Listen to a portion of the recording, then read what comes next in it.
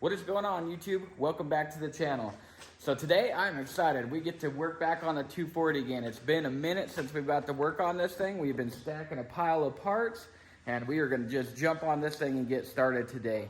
So I just wanted to say thank you to all the new subscribers, all the old subscribers, everybody who's watching. I appreciate you guys a bunch. All right, so I got my little headlamp on so we can see up under this bad boy. But today what we're going to be doing is we're going to be removing the transmission. I kind of been holding off on removing this guy until we got all our parts because race season is coming here pretty quick. And in our class, we're going to need a bunch of SFI approved stuff. So we've got an SFI approved flywheel. We got sitting over there in the box right there. And then we've got a scatter plate for the housing of the transmission. The transmission itself has got an SFI approved bell housing, but the scatter plate will go up over the top there.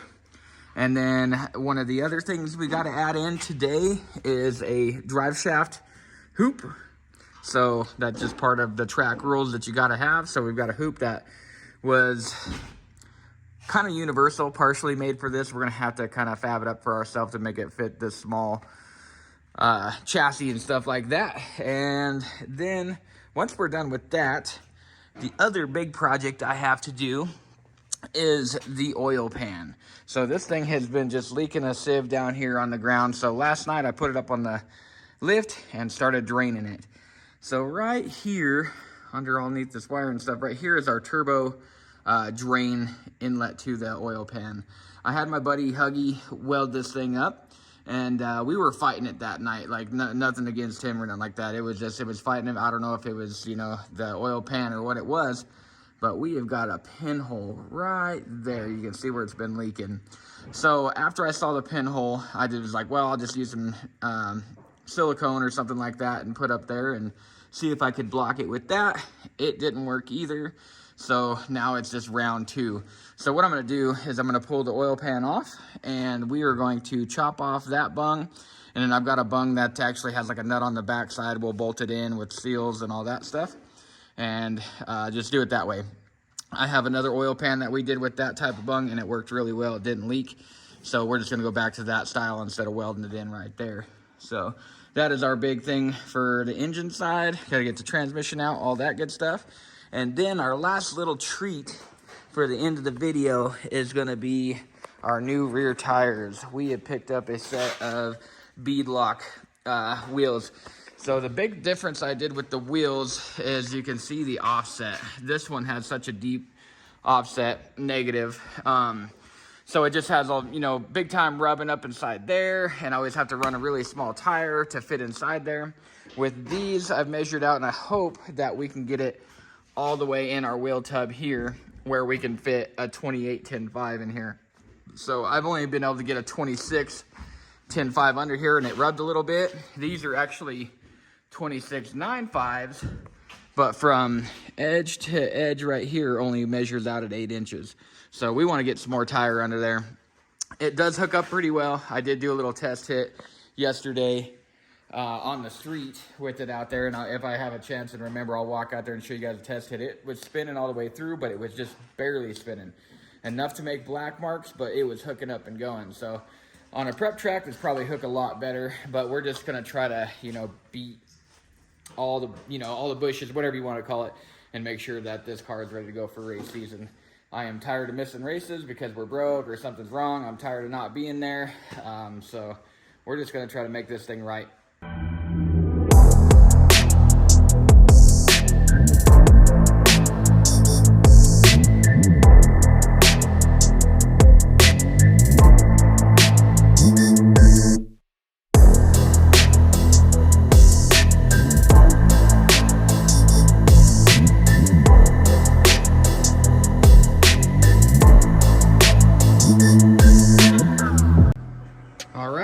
Tranny is out.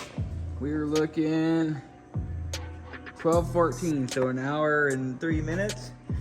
I did go ahead and I pulled the oil pan at the same exact time. Honestly, I thought it was a little bit easier just to pull the oil pan because I knew I was going to take it off and then just get to the flywheel bolts that way to take their torque converter off instead of rotating in. I mean, obviously we still rotate it, but it was just easier to do that at the same time. to be new that's coming off. So oil pan, transmission, all that stuff out in just about an hour. So yep, now it's just time to start putting all our new parts in. So like I said before, SFI flex plate, SFI explosion plate, drive shaft tube, all that goodness. So that's all for the transmission. On the torque converter, I am going to take a little time, let me grab my light, and weld these up. So when I got this torque converter, these are the holes I used, and it had another set of holes up here, and the tabs were about this much longer. But the adapter plate that I had when I first got this torque converter transmission plate was for the RB20, and so the adapter plate actually hit these, so I had to shave them down. Not really thinking about it, I just put it all back in and thought it was good to go. Now that we're adding some horsepower to it and stuff like that, I think it is going to be good to kind of weld out these sides, fill that hole in there and on all three, and make these little tabs structurally sound. I think that'll be a good idea. So we'll do that while it's out as well. Flop this thing over, make sure we put our new, or not our new, but the little, whatever you want to call that, little adapter back on there for the torque converter. Last time I put together, I forgot that, and then it tear back apart and put it back on, so that sucked. But other than that, I think we're on the home stretch of tearing things apart. We'll pull this off and start putting new parts on. All right, guys, it is the next day. So we got a lot done yesterday. I didn't get a lot of recording done. There was a lot of commotion going on in the shop. We had a detail job over here and just a bunch of noise, so we couldn't do a lot of recording, and I started feeling a little crappy, and just didn't feel like, you know, talking in front of the camera, I guess you'd say. But on that note, still not feeling too great, but we're gonna come in and finish this job up, so I'll kind of show you where we're at as of now. So we've got the transmission back in. Let me see if I get my camera here. We got transmission back in, the TCI scatter plate on it. We've got the new SFI flex plate.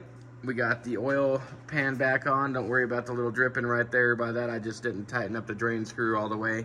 I haven't put oil in it yet. I gotta go get a filter for it. But we've got the new bung right up in there, and hopefully that don't leak. So the big projects are done, like I said. So we got the oil pan, flex plate, transmission back in. I still need to tighten the transmission brace. And then next, what we're gonna jump on is our drive shaft tube here. So it's, like I said, it's kind of universal custom in a sense. So I am just gonna build it so it fits back in here. Pretty kind of self-explanatory for people who know something about drive shaft tubes. I will probably touch a little bit on it. If anybody, you know, doesn't really know where they're placed, I'll kind of, you know, hit that note. But as far as that goes, I forgot to weld my torque converter. So I'm gonna do that while it's in the car here. I'll just rotate the engine. I'll just do a little, you know, a little bit more welds right in there, and hopefully she'll hold and just give her a little more strength. So I'll do that. Then there's a little bit of welding I'll do on the drive shaft tube to connect them all together, and then it'll bolt the floor here. And then the last thing I had to do is there was some fabrication, not too much, but a little bit for the shift linkage on this side. We had to cut down the bracket a little bit up under there to fit around the scatter plate. And then the dump valve does not fit anymore where it was actually bolted up before. So what I was thinking I'm gonna do is, it's got this bracket right here, and I was thinking about just cleaning up the metal and welding that bracket to these two things, or maybe even just the one there, right about there.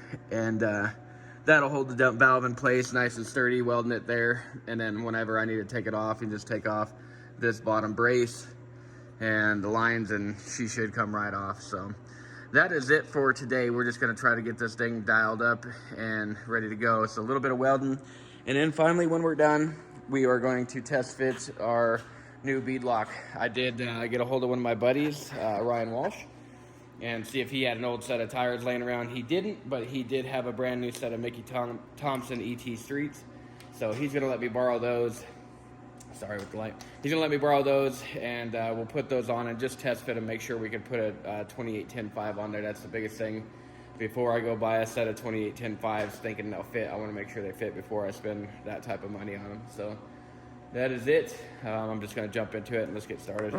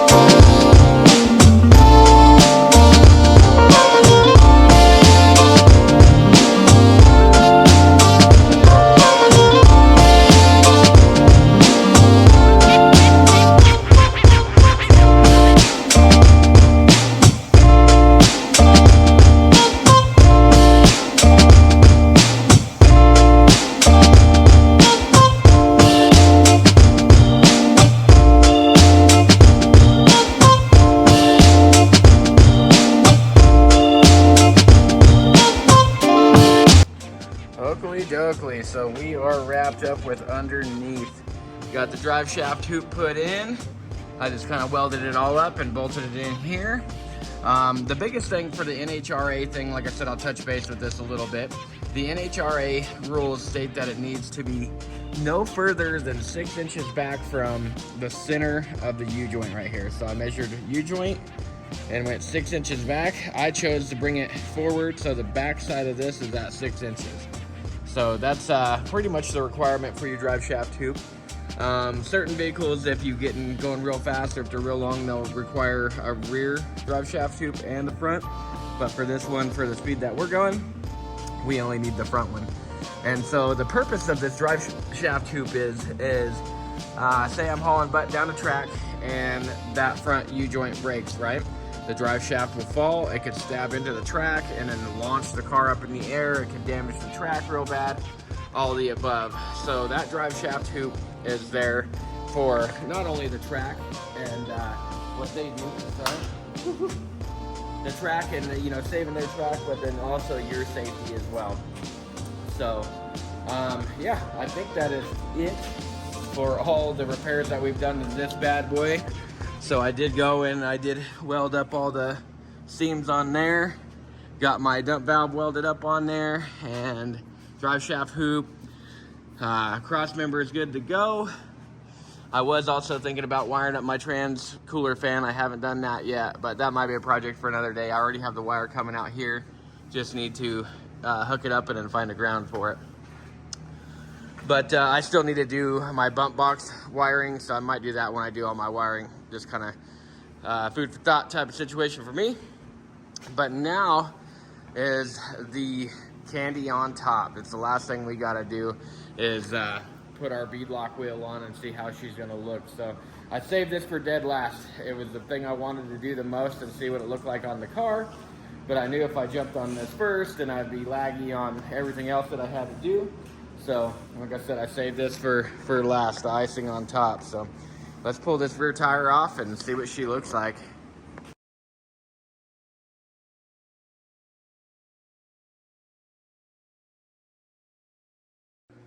All right, guys, so that was a task, to say the least. I shut off the camera because I knew there was going to be a lot of work, and then I forgot to turn it back on. I guess I didn't realize what rims I had on here. I thought I had the Ford 5x4.5 and not the Chevy, but I guess I must have bought Chevy pattern on this one. So when I went to throw these on, these are the Ford 4x4.5 rims. And so I went to throw them on and they did not fit. So I had to tear off the brakes, the rotor, tear out the axle, remove the studs, put them in the other hole, which is nice for these anyway. I'm excited about that is because if you can see back here, they've got a whole bunch of different holes on the axle for different rim choices, and the rotor itself had 2 different holes, one for the Chevy, one for the Ford. So I lucked out with that one. So it took a little bit, pulled the brakes off. I still have the caliper hanging down at the very moment. I was gonna change up a few things on here. But all in all, said and done, it fits on there. Measured it all out. It gives me 2 inches further back this way for the clearance of the wheel well there. So you can kind of see where the bead's gonna run in there. So far, so happy. I'm going to get a hold of Ryan, like I said, get those wheels. I got trailer tires, a bunch of other stuff to get. We had to blow it on the trailer, so we're gonna do a bunch of running around the rest of the day and just try to get some tires located and this, that, and the other, and give the tire shop a lot of work. So I think that's gonna be it for the end of this 240 video. We got a lot done on this thing. I'm happy with the progress we got.